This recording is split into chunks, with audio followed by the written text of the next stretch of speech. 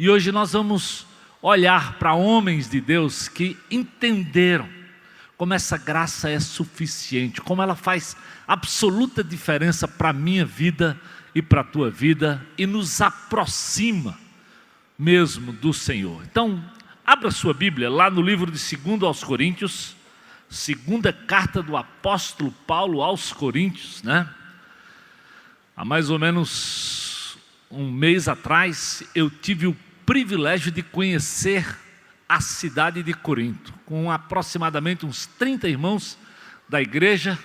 A cidade de Corinto fica pertinho de Atenas, fica lá na Grécia, e nós fizemos um trajeto, começando lá por Filipos, passamos por Tessalônica, chegamos a Bereia, depois fomos a Atenas e voltamos para Corinto, onde Paulo pregou, onde Paulo estabeleceu, onde Paulo morou 1 ano e meio para estabelecer uma igreja naquele lugar. E no segundo livro aos Coríntios, no capítulo 11, nós vamos ficar de pé para fazer essa leitura, a partir do versículo 30, 2 Coríntios, capítulo 11, a partir do versículo de número 30, vamos lá, vamos ficar de pé aí para você mudar de posição. Depois nós vamos partilhar tudo que Deus tem para nos ensinar aqui, e nós vamos entrar pelo capítulo 12. Diz assim a palavra de Deus: olha, se devo orgulhar-me, que seja nas coisas que mostram a minha fraqueza. O Deus e Pai do Senhor Jesus, que é bendito para sempre, sabe que eu não estou mentindo. Em Damasco, o governador nomeado pelo rei Aretas mandou que se vigiasse a cidade para me prender. Mas de uma janela na muralha, fui baixado numa cesta e escapei das mãos dele. É necessário, diz o versículo 1 do capítulo 12, que eu continue a gloriar-me com isso. Ainda que eu não ganhe nada com isso, eu passarei as visões e revelações do Senhor. Eu conheço um homem em Cristo que há 14 anos foi arrebatado ao terceiro céu. Se foi no corpo ou fora do corpo, não sei. Deus o sabe. E sei que este homem, se no corpo ou fora do corpo, não sei, mas Deus o sabe, ele foi arrebatado ao paraíso e ouviu coisas indizíveis, coisas que ao homem não é permitido falar. Nesse homem eu me gloriarei, mas não em mim mesmo, a não ser em minhas fraquezas. Mesmo que eu proferisse e fosse gloriar-me, não seria insensato, porque eu estaria falando a verdade. Eu evito fazer isso para que ninguém pense a meu respeito mais do que em mim vê ou de mim ouve. Para impedir que eu me exaltasse por causa da grandeza dessas revelações, foi-me dado um espinho na carne, um mensageiro de Satanás, para me atormentar. 3 vezes eu roguei ao Senhor que o tirasse de mim. Mas ele me disse: a minha graça é suficiente para você, pois o meu poder se aperfeiçoa na fraqueza. Portanto, eu me gloriarei ainda mais alegremente em minhas fraquezas, para que o poder de Cristo repouse em mim. Por isso, por amor de Cristo, regozijo-me nas fraquezas, nos insultos, nas necessidades, nas perseguições, nas angústias, pois quando sou fraco, é que eu sou forte. Deus, obrigado pela tua palavra. Obrigado pela instrução do teu Espírito, Senhor, para o teu servo. Obrigado por preservar essa palavra para o nosso coração nesse dia, Deus. Fala conosco, Senhor. Nós queremos que nessa noite o Senhor abençoe aqueles que aqui estão, Abençoe aqueles que estão no leito, como a dona Silmara, Senhor, como o Senhor Murilo, como o Cauã Gabriel, precisando da tua intervenção, do teu cuidado, Senhor, da tua presença saradora, Deus.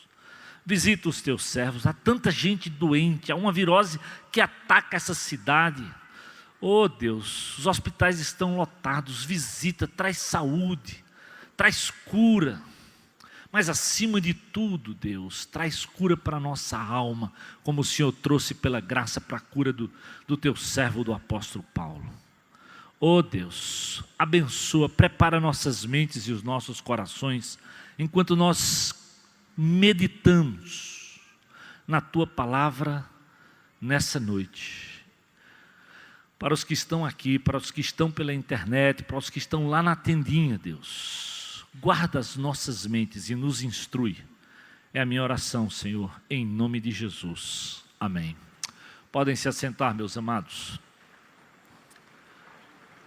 Como eu disse domingo passado, o pastor Armando destacou muitas coisas bem interessantes sobre a graça. Eu acho que às vezes, talvez a gente nem se apercebe como essa graça não é importante só para a nossa salvação. É muito comum a gente entender que pela graça nós somos salvos. Mas parece que na caminhada, todos nós, de uma forma ou de outra, parece que começamos ou nos esquecemos ou perdemos de vista essa obra curadora que o Senhor tem para mim e para você todo o tempo e pela graça. E o pastor fez algumas colocações assim, exatamente, engana-se quem pensa que precisa da graça só para a salvação. A graça, disse ele, é o passaporte que garante ao filho o tratamento de filho para a eternidade. Ou seja, aquela graça que lhe salvou é o passaporte que você tem na mão. E todo o tempo, a única coisa que eu tenho para apresentar diante das acusações do inimigo, diante das acusações dos homens, diante de tanta coisa, eu não mereço nada. O que eu recebi foi pela graça, por aquilo que Jesus fez, não pelo que eu faço, não pelas minhas obras, não pelas minhas atitudes, não pelo cargo que eu desempenho, seja ele como líder de grupo pequeno, de grupo de relacionamento, como pastor, nada disso faz sentido se a gente não entender que o grande sentido, a grande mudança foi aquilo que Jesus fez por mim e por você. E que continua fazendo e continua nos assistindo e renovando sobre nós todo tempo, todo dia, graça sobre graça. Disse o pastor Armando, a graça não é apenas o ABC da fé.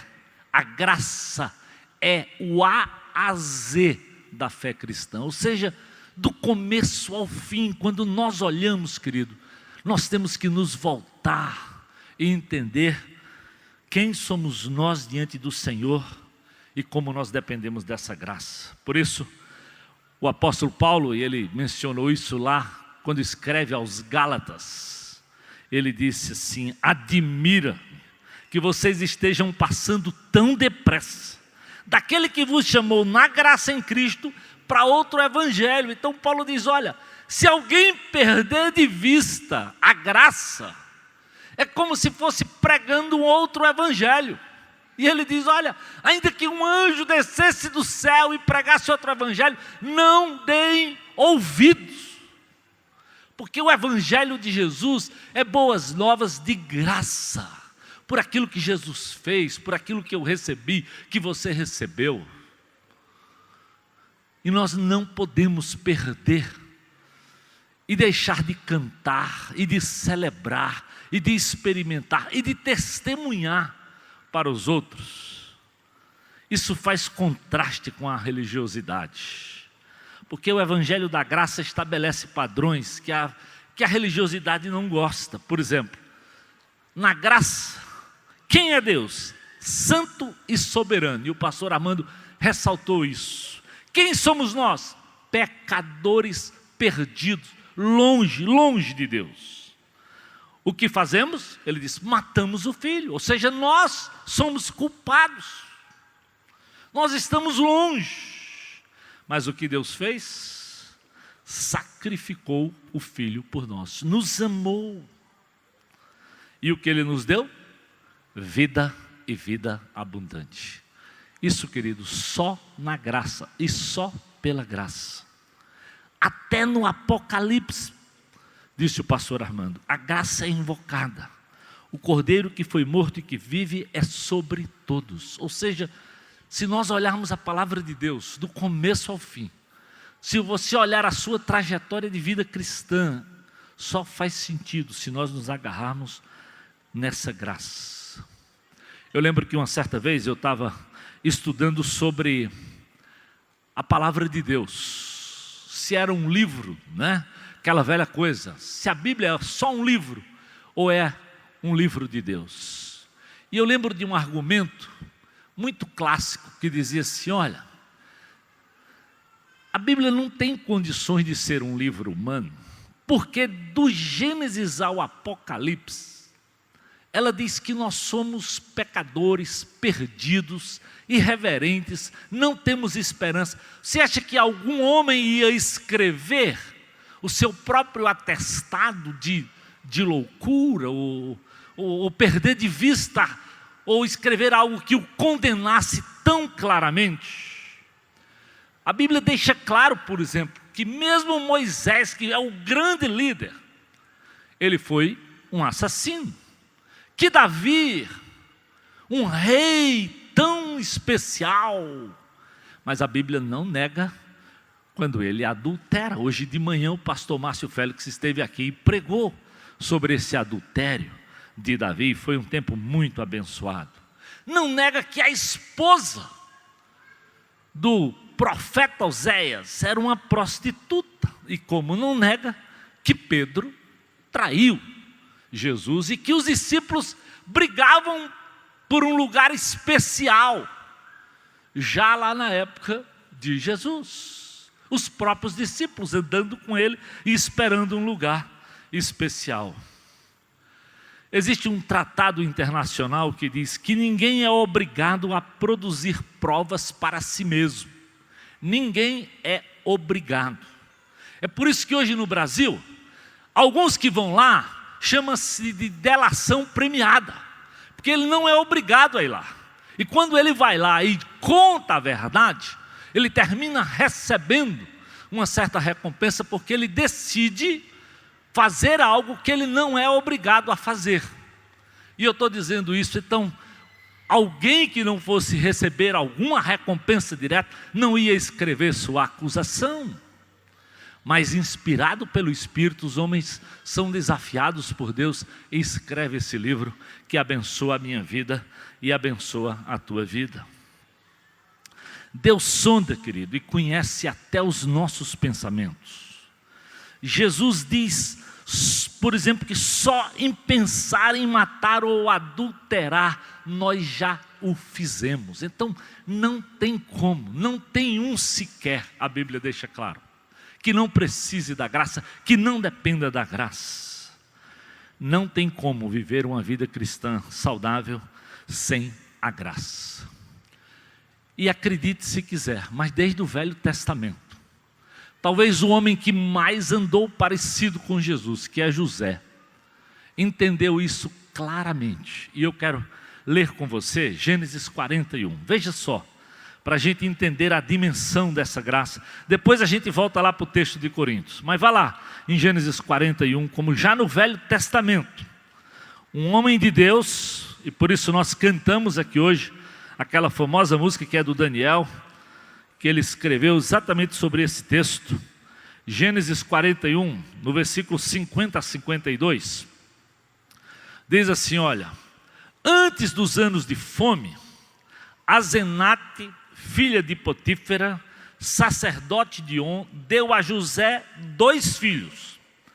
Ao primeiro, José deu o nome de Manassés, dizendo, Deus me fez esquecer todo o meu sofrimento e toda a casa de meu pai. Ao segundo filho, ele chamou Efraim, dizendo, Deus me fez prosperar na terra onde eu tenho sofrido. Ou seja, na vida de José, ele teve que aprender, por tudo que ele passou, que ele tinha que voltar para a graça e voltar para Deus. E talvez, queridos, o nosso grande drama, a nossa grande luta, diante mesmo da vida cristã, é porque nós buscamos resposta, às vezes, exatamente nas pessoas, em nós mesmos, na nossa autossuficiência, na nossa confiança, nos outros, e nos esquecemos de voltar sempre para Deus, de onde realmente procede e vem a cura, o entendimento. Por que será que a gente vive desafiando você nessa questão do mapa? E presta atenção, aquilo que Orlando falou aqui hoje de encontro, é um encontro com Deus mesmo, é quando você senta para ouvir a Deus. Então, você não precisa estar num lugar especial, você precisa estar com o coração aberto. É como encontrar um amigo, é lugar de abrir o coração, é de dizer, Deus fala comigo, de tentar entender.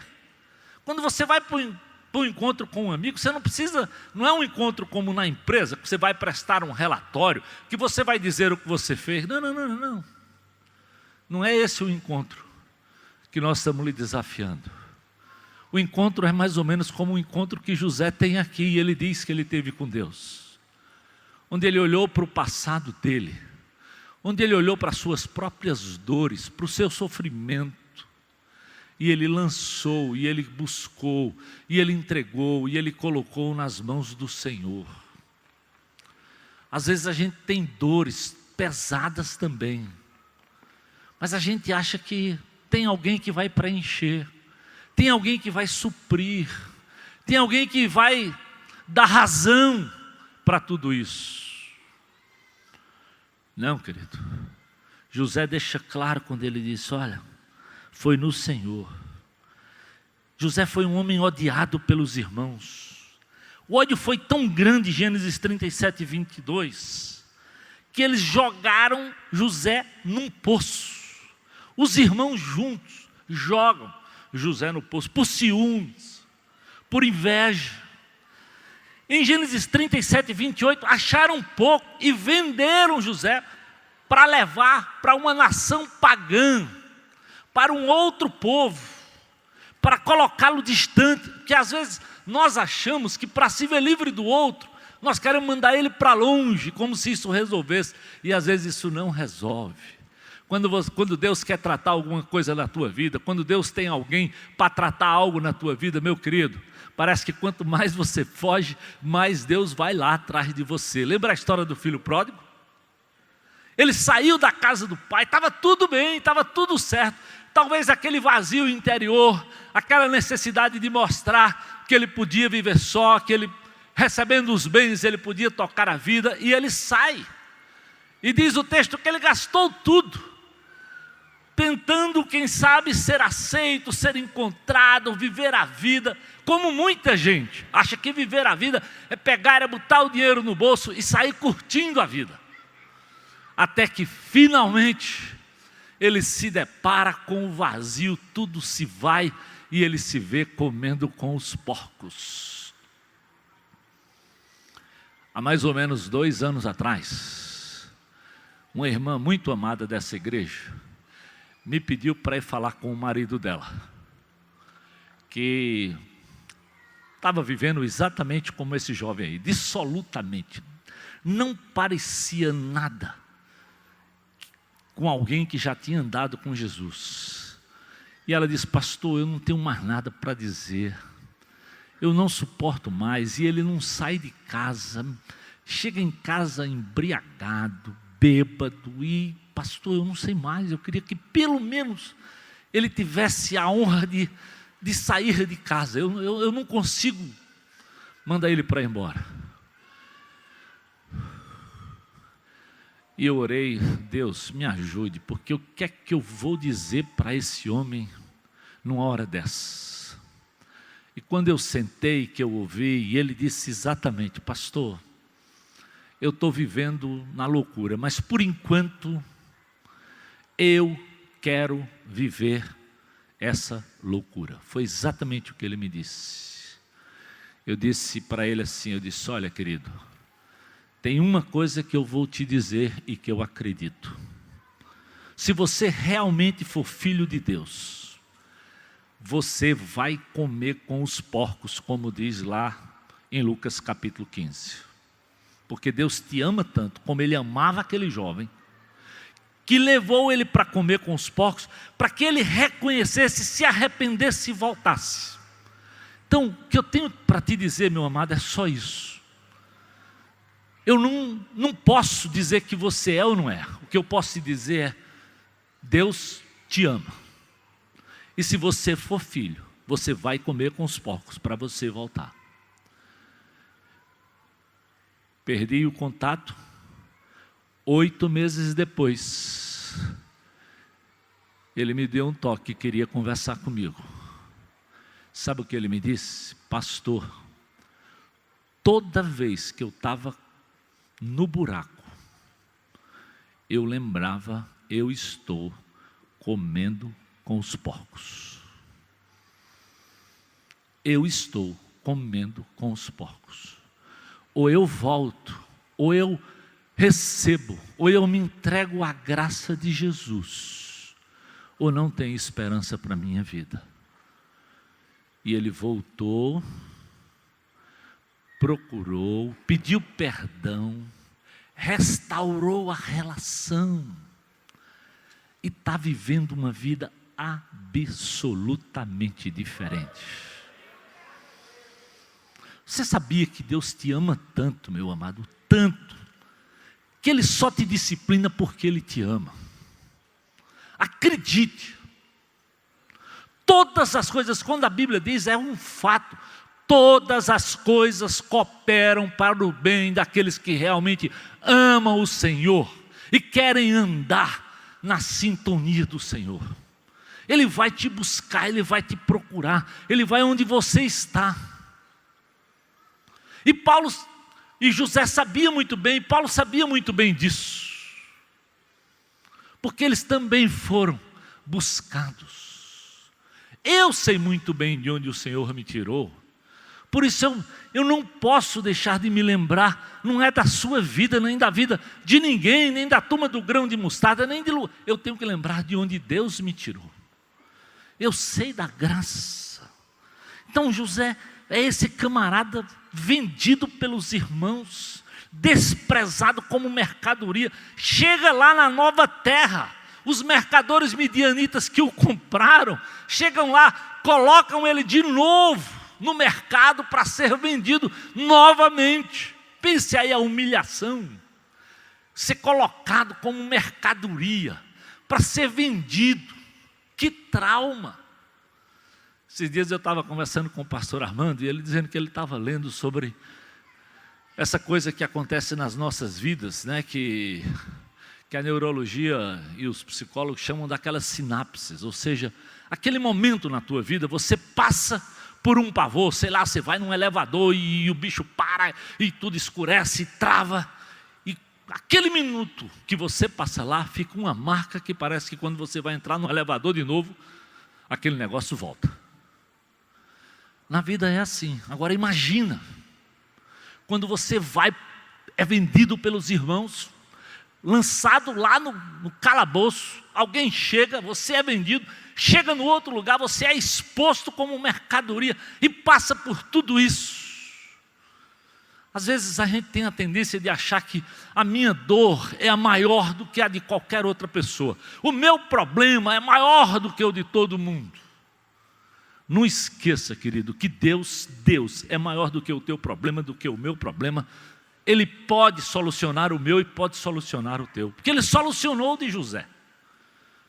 Ele solucionou o de José. Então, ser vendido, a exposição, a humilhação, o trauma, as marcas. Quando é vendido para a casa de um homem importante. Aí em Gênesis 39 diz, a mulher desse homem importante se apaixona pelo jovem chamado José.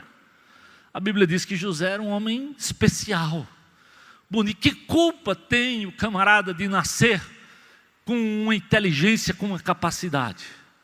Mas a mulher de Potifar ficou louca por ele e tentou ter sexo com ele. José foge e ela o acusa que foi ele que provocou tudo aquilo.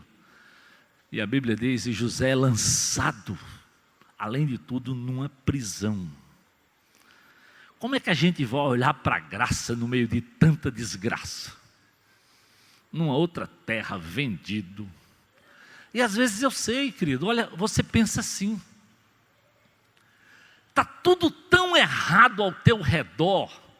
Tem tanta coisa complicada que você não consegue sequer colocar a cabeça do lado de fora e olhar para o Senhor. José tinha tudo para fazer isso, porque era problema em cima de problema. Querido, o Criador, o Alfa e o Ômega, aquele que é, aquele que era, aquele que há de vir, presta bem atenção, aquele que era, que é, o que há de vir, traçou o plano e colocou eu e você nessa paisagem, exatamente como aquela coisa do Cronos. Nós fazemos parte daquela paisagem, nós fazemos parte dessa história. Mas sabe o que Ele não nos deu? O controle sobre aquela paisagem. Não. Nós vivemos o hoje, planejamos o amanhã, mas nem dele nós temos certeza. A Bíblia é muito clara, diz lá em Tiago, vós não sabeis o que sucederá amanhã. Não é daqui a um mês, não. Não é daqui a um ano, não. Pensa, a turma lá do Nepal ia pensar que de uma hora para outra vinha um terremoto e mais de 7.000 pessoas iam morrer? Pensa alguém que pegou aquele avião, se sabia que o piloto era um maluco com problema psicológico, que se ia se atirar diante de um monte? Como saber? Não tem como saber, querido. É por isso que nós somos desafiados, eu e você, a vivermos, a andarmos pela fé, ou seja, ou nós olhamos para o alto, de onde sim vem segurança, vem socorro, vem palavra de ânimo e de poder, ou nós vamos ficar à deriva diante de todo e qualquer problema. Nós não temos certeza, nós precisamos da graça. Um dia alguém disse, e eu fiquei com isso, né? A graça é como um cheque em branco, mas que Deus só assina na hora que você precisa. Ele não lhe dá quando você não precisa. É à medida que eu preciso, que você precisa, é que Ele vai lhe conceder. Nós gostamos, né? Já pensou se nós pudéssemos depositar e ficar lá com um excesso de graça? Eu tenho mais graça do que você. Você viu qual é o meu depósito de graça, o que Deus depositou na minha vida? Isso ia ser uma desgraça entre nós. Nós somos tão carnais, tão pecadores, que Deus sabe que isso não poderia ser, porque nós íamos ficar muito metidos. Então, é um cheque em branco, mas que Deus só assina quando você realmente precisa. Nós fazemos parte, querido, desse cenário. Nós somos um poema precioso, mas a Bíblia diz o quê? Colocados num vaso de barro. Olha só, colocados num vaso de barro. Tesouro, mas num vaso de barro, frágil. Até para a gente entender a nossa dependência. É por isso que Paulo diz, é por isso que eu me orgulho nas minhas fraquezas. Porque eu compreendo que quando eu quero ser o dono da verdade, eu perco a estribeira, eu me distancio, sabe de quem? Daquele que concede graça e que tem amor e que quer me ajudar na minha luta da vida. Nós precisamos, querido, todo dia dessa graça. Deus não é obrigado a nos responder os porquês da vida, mas Ele sempre diz para mim e para você os praquês. E José diz, foi para esquecer e para prosperar. Preste atenção, a primeira coisa que José compreende, quando ele tem o primeiro filho e chama ele de Manassés, ele diz, porque Deus me fez esquecer, ou seja, Deus me concedeu graça para eu tratar o meu passado dolorido. E quantos de nós, quando nos convertemos, a gente vem de coisas terríveis, de lares complicados, de dores delicadas. Eu lembro que com 8 anos de idade, criança ainda, o meu pai traiu minha mãe, e ele traiu com a minha babá. Então pensa só, aquela babá era a pessoa que cuidava de mim, e minha mãe era minha mãe. E eu vi minha mãe brava, partindo para cima do meu pai e expulsando aquela babá. Eu não tinha nem cabeça para entender tudo isso. E quando eu conheci Jesus, eu tinha que tratar tudo isso, até com meu pai, com minha mãe, diante de Deus, e exercitar perdão. Porque ficam marcas. Quem de nós não carregamos dores e marcas difíceis e doloridas? E José diz, eu também tenho. Irmãos preciosos, situações delicadas, mas ele diz, mas eu precisava esquecer tudo isso. Esquecer no sentido de tratar, é de deixar isso de lado. É preciso cultivar a graça para que isso aconteça na nossa vida. Veja que em Gênesis 39, quando eu digo que José foi vendido pelos irmãos, mas no versículo 2 e 3 diz assim, o Senhor estava com José, de modo que esse prosperou e passou a morar na casa do seu senhor egípcio. Ou seja, quando ele já foi vendido a primeira vez, o Senhor estava lá. E querido, uma coisa que você não pode duvidar, não importa onde você esteja. José estava perdido numa nação pagã, na casa de um egípcio que não tinha nenhum temor a Deus, mas o que a Bíblia diz é, mas o Senhor estava com ele. Acredite, os homens podem tirar o que você tem, os homens podem te agredir, mas eles não podem tirar o que você tem na pessoa de Jesus. Eles não podem tirar o que Deus tem feito e faz por você e por mim. Então José compreendia isso, ele cultivava essa presença divina, aquilo que nós estamos tentando lhe desafiar, a fazer isso através do mapa, cultiva, porque todo dia tem o seu mal, a Bíblia garante isso para mim e para você. E se nós não tivermos na graça, na dependência do Senhor, querido, nós vamos ficar desanimados e desamparados. É interessante no capítulo 40, versículos 6 e 7, olha que coisa, que cenário interessante. Capítulo 40 de Gênesis, versículos 6 e 7. Quando José foi vê-los, ou seja, José está aqui na prisão e foi ver outros presos que estavam lá. Ele notou que eles estavam abatidos. Por isso ele perguntou aos oficiais de Faraó, que também estavam presos na casa do seu senhor, por que vocês estão com o semblante tão triste? Olha só, o camarada está aqui na prisão, encontra os outros e diz, rapaz, me explica aí por que vocês estão aí arrasados. Por que vocês estão tristes? Talvez você diria assim, esse José parece que é meio doidinho. É não, amigo. Esse José não perdia o foco do Deus que ele cultuava.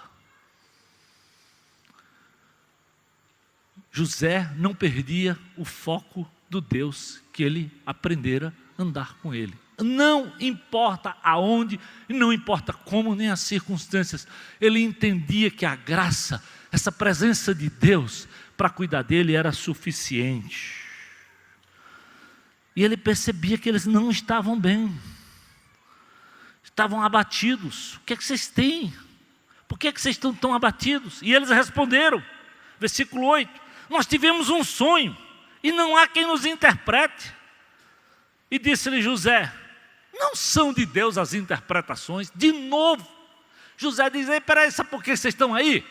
Sabe por que vocês estão preocupados? Porque vocês não se voltam para o Deus da graça, para o Deus que tem todas as coisas. E muitas vezes, meu amigo, o meu problema e o teu é porque nós não nos voltamos realmente para Deus.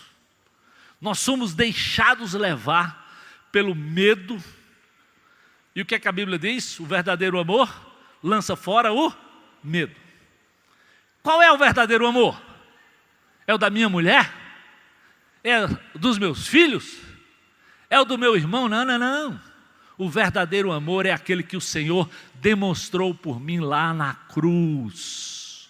Porque a Bíblia me diz o quê? Ainda que meu pai, ainda que a minha mãe esqueça de mim, Ele não vai esquecer. Sabe por que aquele amor é verdadeiro? Porque Ele se deu, Ele morreu por mim. Sabe como? Não é porque Ele me achou engraçadinho, não. Talvez Edna se aproximou desse cabeção aqui, porque lá na juventude, talvez ela achou alguma graça.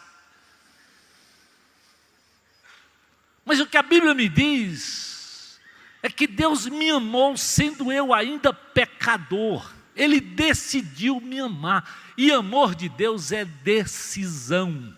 Não é como o meu e o seu. É quando interessa. É quando nós queremos. É quando nós achamos que o outro merece. Olha só que loucura. É por isso que a gente não entende a graça. Não entende. Lembra aquela história que Jesus conta numa parábola? Que Ele convida, vários trabalhadores. E os que chegaram cedo, Ele diz: olha, o salário é 1 denário. Os que chegaram meio-dia, Ele disse: olha, o salário é 1 denário. E os que chegaram 4 horas da tarde, Ele disse: o salário é 1 denário. Aí na hora de pagar, os que estavam lá desde de manhã, disse: que é isso, rapaz? Eu estou aqui desde as 8 horas da manhã trabalhando. Esses outros aqui chegaram meio-dia, esses outros chegaram 4 horas da tarde e vão receber 1 denário. Sabe por que é isso? Porque a gente não entende graça. A gente quer tudo no mérito. Eu mereço mais. E o Senhor diz: o que é que eu lhe prometi? Não foi 1 denário? Estou lhe dando o que eu lhe prometi. Ei, você que chegou aqui meio-dia, foi o que eu lhe prometi, não foi 1 denário? Está aqui o seu denário. E você que chegou 4 horas da tarde, eu decidi dar 1 denário. Se é meu, o que é que você tem a ver com isso? Olha só, olha o que Deus tem que dizer para nós. Por que será que até quando Deus é gracioso, e quantas vezes, quando Deus é gracioso com outro, a gente fica com raiva? Por que é que Deus não deu uma lapada naquele camarada? Por que é que o Senhor não quebrou a perna dele? Por que que ele não bateu com a cabeça na parede? Por que que aquele carro não virou com ele? Por que que ele não perdeu tudo? Já pensou se Deus agisse como nós gostaríamos que Ele agisse? Graças a Deus que Ele é Deus. E age com graça na minha vida e na tua vida, meu amado. Porque hoje você pode ser o das 8 horas da manhã, mas amanhã você pode ser o das 4 da tarde. E Ele vai lhe dar graça. Lembra disso. Hoje você pode ser o que vai chegar às 8 da manhã. Mas amanhã você pode chegar às 4 da tarde. E Deus vai te tratar com graça. Então não perde isso de vista. José diz: não. Vocês estão abatidos porque vocês não estão olhando para Deus. Vocês estão pensando que eu que vou dar as interpretações. Não. Quem dá a interpretação é Deus. E ele deixa isso claro. Não é Deus que dá as interpretações? No capítulo 41, versículo 16. Olha só, 41, versículo 16. Respondeu José, Eles tiveram um sonho, queriam que José diz: olha, isso não depende de mim, meu amigo. Mas Deus vai dar a Faraó uma resposta. Agora era o Faraó querendo que José lhe desse. José disse: não, não, não, ei Faraó, você está procurando pensando que sou eu? Não. Aquele que concede graça, aquele que dá revelação, aquele que cuida de mim, se ele der a interpretação, eu vou te dar. O tempo inteiro esse homem aponta para a graça de Deus. Como talvez eu e você gostaríamos que o outro dependesse de nós, de ter o controle. José não gostava disso, muito pelo contrário. Quem anda pela graça aponta todo o tempo para aquele que lhe sustenta na graça. Não precisa, querido, querer aparecer, não precisa ser maior do que os outros, não precisa ficar contando vantagem. Não, não, não. A Bíblia até diz assim: seja o outro que te louve. Deixa os outros talvez dizerem o que Deus fez. É dependência da graça, isso não vem de mim, Faraó. Se Deus quiser dar a revelação, Ele vai dar. Essa é a frase do celebrando, querido. Nós temos que aceitar a direção de Deus e apontar para Deus. E sair da negação da nossa luta, de querer ser o centro. É depender de Deus todo dia, por isso vem lá, ficar limpo hoje é o mais importante. Eu acho interessante aquilo, eu estou limpo disso aqui há 10 anos, mas o que é mais importante é que hoje eu não fiz essa bobagem. E é mesmo. Porque você pode estar limpo 10 anos. Se hoje você roubou de novo, você pode ser preso e não adianta o que você passou limpo 10 anos. Pensa aí, na figura de um homem de Deus, de um pai, que anda, que se cuida, que se vê livre da loucura do adultério, 15 anos, e depois de 15 anos de casado, quando já está na idade de maturidade, quando já está numa perspectiva até de ser avô, quem sabe, vai lá e encontra uma jovenzinha e faz uma bobagem. Que besteira, que loucura. Mas é por isso que a gente tem que depender da graça em todo tempo, toda hora, todo instante. Ficar limpo hoje é o mais importante. É lembrar daquela oração da serenidade, andar na graça. Senhor, concede-me a serenidade necessária para aceitar as coisas que eu não posso modificar, e não são poucas, e a coragem para modificar as que eu posso e distinguir uma da outra. Isso é graça com muita sabedoria. Tem coisas que eu posso modificar, tem outras que não dá para eu modificar nada. Você não modifica, né? A tua esposa, o teu marido, os teus filhos. Como é que pode? Você cria dois do mesmo jeitinho. E um diz, eu sou da direita, o outro diz, eu sou da esquerda. Você não entende nada, mas eu criei do mesmo jeito, ensinei os mesmos princípios. Amigo, é por isso que a gente tem que orar, dizer, Senhor, me faz distinguir essas coisas. Me faz entender. E José diz, Deus, eu quero esquecer esse passado, porque eu quero prosperar. Eu não sei, meu amado, na tua história, no teu passado, talvez quantas coisas aconteceram, que você luta com isso e não coloca na dependência da graça, e continua com o teu coração magoado, travado, mal-humorado, carregando um peso que Jesus diz assim, vem a mim, vem, lança sobre mim. Nós não podemos carregar, querido, nós não temos estrutura nenhuma para carregar essas coisas. Se você carregar, se eu carregar, nós vamos sucumbir, porque nós não temos. Nós somos fracos. Agora, quando realmente você é fraco e se lança aos pés de Jesus, aquilo que Paulo disse, nós vamos já ver. Aí você é forte. É isso que aconteceu com José. ele consegue, ele entendeu que para ele prosperar, ele tinha que primeiro resolver. Não foi diferente na vida do apóstolo Paulo. Eu quero só ver isso aqui para a gente terminar. Ele diz, quando você volta lá para 2 Coríntios agora, rapidinho, a gente termina já. 2 Coríntios, olha o que o apóstolo Paulo diz logo no capítulo 10, versículo 1. Ele diz assim, olha, eu, Paulo, pela mansidão e pela bondade de Cristo, apelo para vocês, eu, que sou humilde quando estou face a face com vocês, mas audaz quando ausente. Ou seja, qual era o drama aqui? Os coríntios estavam dizendo que Paulo, quando ele escrevia, ele era muito forte, ele era muito bravo. Mas quando ele estava presente, em outras palavras, ele era frouxo. Ele não tinha coragem de dizer o que deveria ser dito. Ficava talvez com medo da audiência lá. Era o que eles estavam dizendo. Olha lá, em 2 Coríntios 11, 10. De novo, como ele, 2 Coríntios 11, né? Espera aí. 2 Coríntios 11, 10. Alguns dizem que as cartas deles são duras e fortes, mas ele pessoalmente não impressiona e a sua palavra é desprezível. Chamar um homem como Paulo, que foi perseguidor da igreja, de frouxo, de ser fraco. Eu só lembro do que meu pai dizia, mesmo que cutucar a onça com a vara curta, não vai dar certo.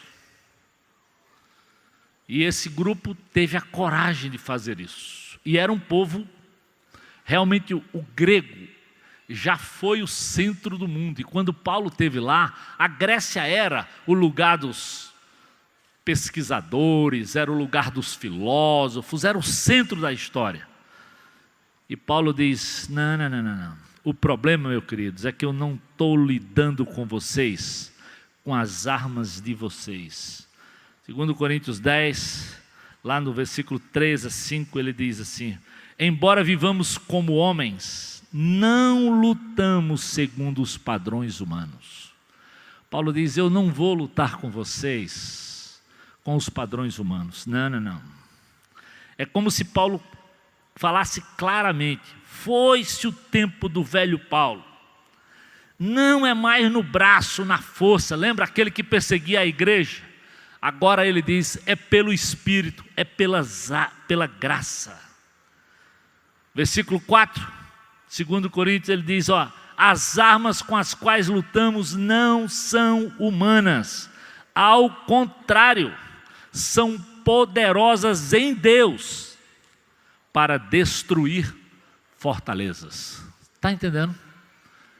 Quando o homem conhece a graça, conhece a suficiência dessa graça de Jesus, ele diz, eu não vou mais atrás da espada, do revólver, da arma, não. Quem realmente destrói as fortalezas é Deus, querido. Então, eu vou me lançar lá. A graça é tão diferente que não faz sentido aos nossos olhos. Não fazia sentido aos gregos. Deus destruindo fortalezas, Mas sabe por que Paulo conhecia?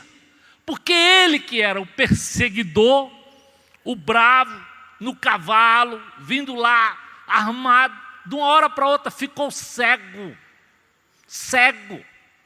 e tinha que ir tateando para a casa de um homem para ouvir a instrução de Deus. Quem passa pela experiência que Paulo passou, aprende, às vezes de forma dura. E talvez muitos de nós, enquanto não passamos determinadas coisas, parece que a gente não se volta e não depende da graça do Senhor, querido. Eu espero que você não tenha que passar por um drama para poder aprender a viver na graça. Porque de uma forma ou de outra, você precisa da graça, mesmo quando a vida está normal, precisa, e como precisamos mesmo. Paulo diz para os gregos assim, ele diz, olha, versículo 5, destruímos os argumentos e toda pretensão que se levanta contra o conhecimento de Deus, E levamos cativo todo pensamento para torná-los o quê? Obediente a Cristo. Os gregos gostavam do conhecimento. Os gregos eram filósofos pensadores. O que os gregos queriam era que Paulo ficasse lá debatendo a verborragia deles. E Paulo diz, não.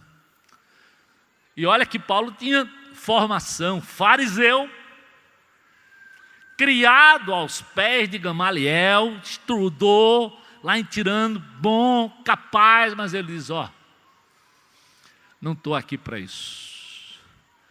Eu estou para lhes falar de um Deus que ele diz que vocês não conhecem. Eu estou para lhes falar de Jesus, o Nazareno, o Salvador, aquele que mudou a minha história, mudou a minha vida. Paulo queria levar pensamentos obedientes a Jesus. Por isso ele diz no capítulo 11, versículo 30, se devo orgulhar-me, seja naquilo que mostra a minha fraqueza. Se devo orgulhar-me, é naquilo que mostra a minha fraqueza. Por quê? Porque eu quero é que Jesus apareça, não eu. Não estou aqui para vocês me aplaudirem, me acharem legal e acharem que eu sou o cara que sei todas as coisas. Não. Eu quero, muito pelo contrário, orgulhar-me na pessoa de Jesus. Aí ele diz, olha só, no versículo de número 32, lá de 2 Coríntios 11, ele diz, olha, em Damasco, presta atenção nessa cena, porque eu acho que às vezes a gente não percebe tudo que Paulo está tentando dizer, Em Damasco, o governador nomeado pelo rei, fica ligado, o governador nomeado pelo rei mandou que se vigiasse a cidade para quê? Para me prender. E de uma janela, por uma cesta, Deus me tirou de lá. Paulo disse, como é que eu vou confiar nessas armas, meus amigos? Eu já aprendi que em Jesus ele tem escape. Mesmo quando o governador e o rei se juntam e manda toda a polícia prender, Deus me tira numa cesta. Olha que loucura. E é verdade. O evangelho é loucura para quem não conhece esse Jesus. Não faz sentido. A graça para quem não conhece Jesus parece uma coisa louca. Mas quem recebe a graça e tenta viver pela graça, sabe como é precioso viver o evangelho da graça em Jesus. Capítulo 12, versículo 7, Paulo diz assim, olha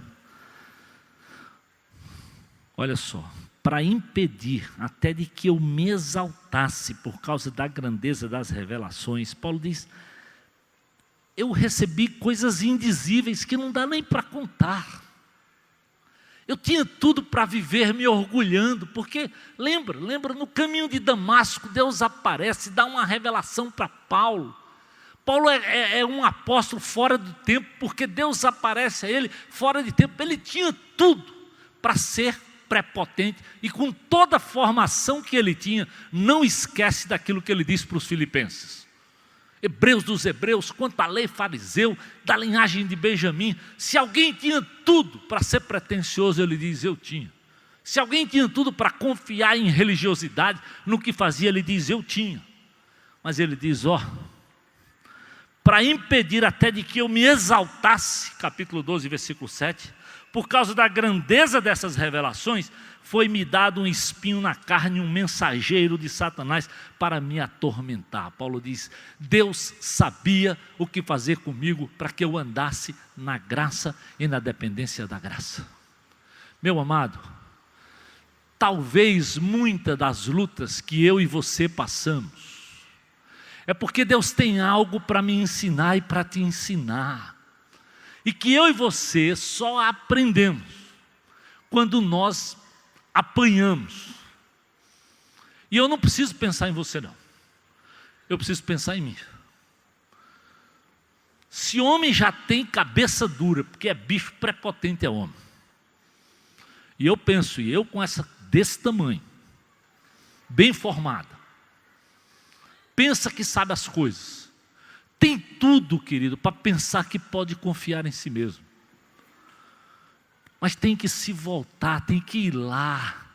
É por isso que eu tenho pedido a Deus para Ele não tirar de mim o privilégio desse encontro diário, onde eu vou abrir o meu coração, não é pensando em vocês, não.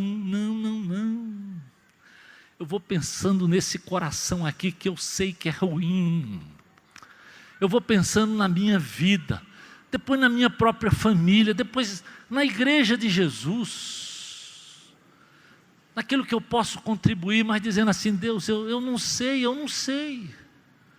Porque às vezes as pessoas vão para o pastor, vão para alguém, achando que a gente sabe que a gente tem solução para tudo. Não tem, não. Quem tem solução para tudo, quem é poderoso é o Senhor. E muitas vezes o que eu posso fazer é me sentar com você, chorar, orar e interceder para Deus tratar contigo. Pela graça. E Paulo diz: vamos lá. Olha o que ele diz: 3 vezes eu roguei ao Senhor que tirasse isso de mim. Você pensa que é fácil? Quantos de nós não pedimos para Deus afastar? Quanto de nós não gostamos quando Deus está tentando nos ensinar algo? E Paulo não nega isso. Eu roguei, eu pedi pelo menos 3 vezes: Senhor, tira esse negócio de mim. E o que Deus diz para Paulo é o que serve para mim e para você. O Senhor diz para Paulo o quê? A minha graça te basta. Ela se aperfeiçoa, Paulo, na fraqueza. Aí ele diz: quando eu sou fraco, é aí que eu sou forte. Deus não nos faz prosperar, querido, enquanto a gente não volta e não trata as nossas próprias mágoas, maldades, malícias, que talvez você tenha de alguém. Porque o Senhor diz: olha, se nós perdoarmos, Ele vai nos perdoar. Enquanto você não lança isso, como é que você vai receber graça? E Paulo diz: eu tive que pedir, eu tive que implorar, eu roguei, mas o Senhor não deixou. Ele sabe o que é melhor para você. Ele sabe o que Ele tem para aperfeiçoar no seu coração. E Paulo diz: eu agora me alegrarei, me gloriarei alegremente nas minhas fraquezas, para que o poder de Cristo repouse em mim. Quem sabe, querido, hoje é dia de você admitir suas lutas e suas fraquezas e deixar que o poder de Cristo repouse sobre você. Isso aqui serve para nós como crentes, serve para você que ainda não conhece o Senhor, serve para você que talvez já andou perto e hoje está tão longe, que nem parece que conhece mais a palavra, que não tem mais nenhum encontro com o Senhor. Só a graça faz a gente se gloriar alegremente. Olha só, olha como Paulo usa 2 palavras: se gloriar alegremente. Era algo tão profundo que ele diz: eu me glorio, eu me alegro nas minhas fraquezas. Só graça demonstra para nós esse poder que Cristo quer repousar na minha vida e na tua vida. Por isso, querido, quando nós somos fracos, é aí que nós somos fortes. E aí por isso Paulo diz: eu regozijo-me, olha só, nos insultos, nas necessidades, nas angústias. Isso é loucura. Alguém se regozijar em insultos, em necessidades, em angústias. Mas Paulo explica: porque quando eu sou fraco, é aí que eu sou forte. Talvez hoje, querido, Deus quer tratar a tua angústia, Deus quer tratar a tua necessidade, mas tu tem que admitir que tu precisa lançar sobre o Senhor, lançar sobre a cruz de novo, lançar sobre dizer: Senhor, me dê graça, me dê graça, me dê graça, me dê graça, porque essa graça é suficiente. E quanto mais fraco você for diante de Deus, mais repousará do poder de Deus sobre você.